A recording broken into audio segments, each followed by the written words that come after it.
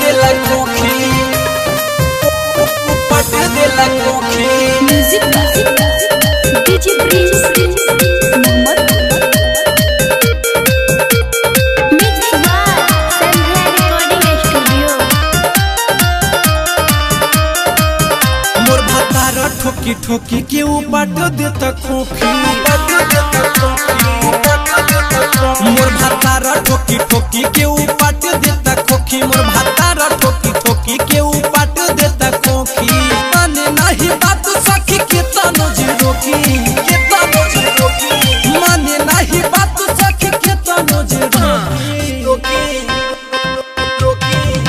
मोर भतार ठोकी ठोकी के पट देता खोखी मोर भतार ठोकी ठोकी के पट देता खोखी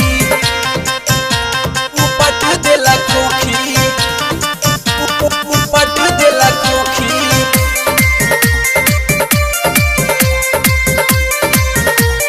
पट देला खोखी चुटुकी से धइए के दम भरमी से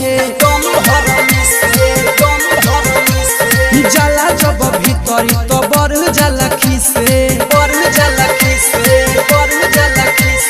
चुटुकी से धइए के दम भरमी से जाला जब भीतरी तो बढ़ जाला खीसे सटल रहेला लेखा दूर केतनो होखी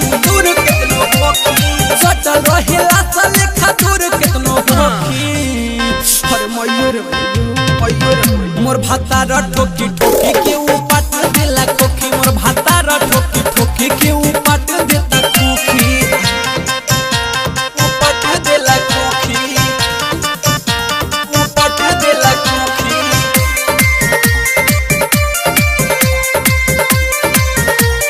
पट देला खोखी जब जब भतार मोर महले लखैनी रिपन बिट्टू सारा में हम बढ़ेला बेचैनी